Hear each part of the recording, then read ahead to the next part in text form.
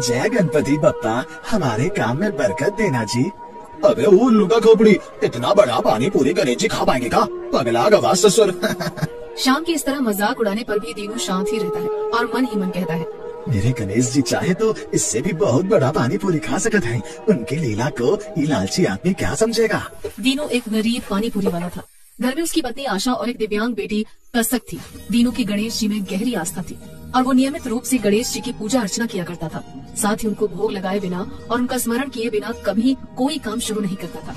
दीनू अपनी बेटी कसक को बहुत पढ़ाना लिखाना चाहता था और इसीलिए उसका दाखिला उसने एक अच्छे स्कूल में किया था। मगर कुछ दिनों से उसका पानी पूरी का काम कुछ अच्छा नहीं चल रहा था। जिसे देखो उस नास्तिक और लालची श्याम की ठेली पर जाकर पानी पूरी खा रहा है। मेरी तरफ तो कोई देखत भी नहीं है। शाम को दीनू उदास होकर खाली जेब घर लौटता है तो घर में घुसते ही एक और नई परेशानी गले आ पड़ती है। आशा मुंह बनाते हुए कहती है, ये पानी पूरी का धंधा नहीं चलता तो इसे छोड़ क्यों नहीं देते? अब क्या आफत आन पड़ी, कुछ बताओ तो। मुझे स्कूल से निकाल दिया बाबू, 2 दिन में फीस नहीं भरी तो नाम कट जाएगा।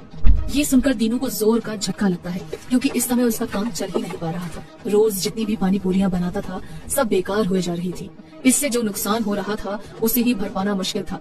ऐसी हालत में कसक के स्कूल की फीस भरना तो उसके लिए पहाड़ तोड़ने जैसा था। मगर फिर भी अपने गणेश जी पर भरोसा जताते हुए वो कहता है, मेरे गणेश जी सबका भला करेंगे। देखना मैं परसों तक तुम्हारे स्कूल की फीस जरूर भर दूंगा। सच बापू? हाँ हाँ बिल्कुल सच हमारी बिटिया। अगले दिन दीनू रोज की तरह पानी पूरियां बेचना शुरू करने से पहले गणेश जी को पानी पूरी का भोग लगाता है तो उनसे प्रार्थना करता है, हे गणेश जी आज कुछ भी करना पर मेरी बेटी की फीस का इंतजाम जरूर कर देना जी। अगर नहीं किया तो मैं तुमसे बहुत नाराज हो जाऊंगा जी। लंबोदर नाम का एक मोटा तगड़ा आदमी आता है और उसकी तरफ देखते हुए कहता है, पानी पूरियां कैसी दी लाला? 10 का 4 दिया सेठ। ओह 10 का 4। ये कहकर लंबोदर उंगलियों पर कुछ हिसाब लगाने लगता है और फिर कहता है, तुम्हारे पास कुल कितना पानी पूरी रखा है बिलाला? घर से 500 बनाकर लाया था सेठ। आपको कितनी पानी पूरियां चाहिए? अरे हमको भी 500 ही चाहिए बिलाला। सब पैक करके हमारे तांगा में रख दे और पूरा पैसा ले ले। ये सुनकर दीनू की खुशी का ठिकाना नहीं रहता। वो मन ही मन गणेश जी का बार बार धन्यवाद करता है और फिर फटाफट सब पानी पूरियां लंबोदर सेठ के तांगे में रखकर कहता है, ये लो सेठ रख दिया सब पानी पूरियां और पानी भी। ले लाला पैसा और हंस कर दिखा बे लाला। सुन हम लंबोदर सेठ हैं, जब भी तुझे कोई परेशानी हो याद कर लेना, समझा बे लाला। ये कहकर लंबोदर सेठ दीनू को पैसे देकर अपना तांगा लेकर चला जाता है और दीनू उसे आशीष देते हुए कहता है, मेरे गणपति बप्पा तेरा भला करे सेठ जी। गणेश जी के इस चमत्कार से दीनू तो बहुत खुश होता है मगर श्याम की रोम रोम जल उठती है। ये क्या चमत्कार हुआ बे? इस ससुर का सब पानी पूरियां एक रात खरीदेगा। एक तो टेंशन वाला बात हुआ ना। इस सेठ हमारा पास काहे नहीं आया ससुर? उस दिन के बाद श्याम दीनू से और अधिक जलने लगता है। वो दीनू के सब ग्राहक छीनने के लिए कई तरह के फॉर्मूले अपनाता है मगर अब किस्मत उसके बजाय दीनू का साथ देने लगती है। सबको दीनू की बनाई पानी पूरियां पसंद आने लगती है। एक दिन बाजार में धनुष सेठ आता है। धनुष सेठ को तरह तरह की अजीब किस्म की प्रतियोगिताएं कराने का बहुत शौक था और वो हर साल ऐसी प्रतियोगिताएं कराता रहता था।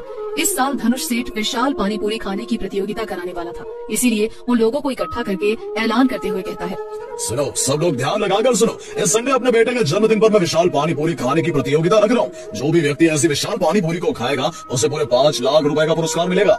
ये सुनकर गांव भर के लोगों का मन 5 लाख का पुरस्कार पाने के लिए बेचैन होता है। उनकी ये हालत देखकर दीनू कहता है, इतनी विशाल पानी पूरी तो कोई भी नहीं खा पाएगा। देखना सेठ के 5 लाख रुपए ऐसे ही बच जाएंगे।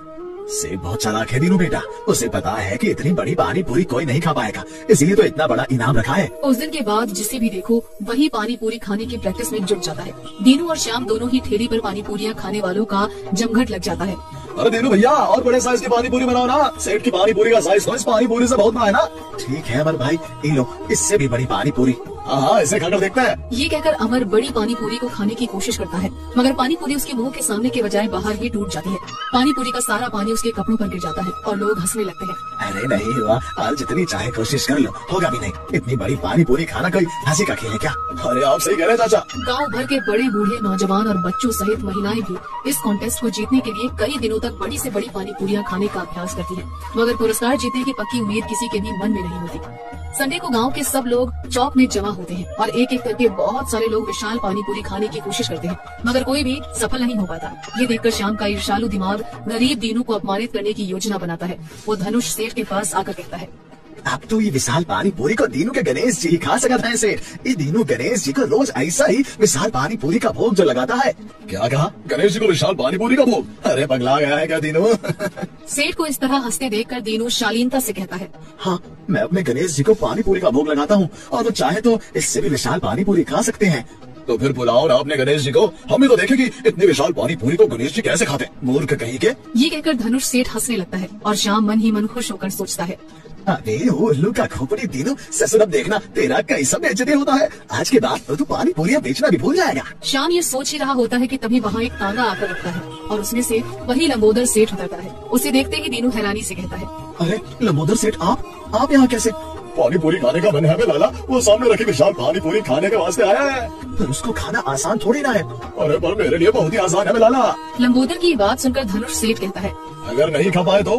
अगर ना खा पाया तो मैं आपको 5 के बदले 10 लाख दे दूंगा। ये सुनकर धनुष सेठ के मन में लालच आ जाता है और वो सोचता है, जब इस विशाल पानी पूरी को कोई नहीं खा पाया तो ये क्या खा पाएगा? क्यों ना मैं इससे शर्त लगाकर इसे लूट लूं। ये तो मुझसे भी बड़ा सेठ दिखता है। क्या सोचने लगा बे लाला?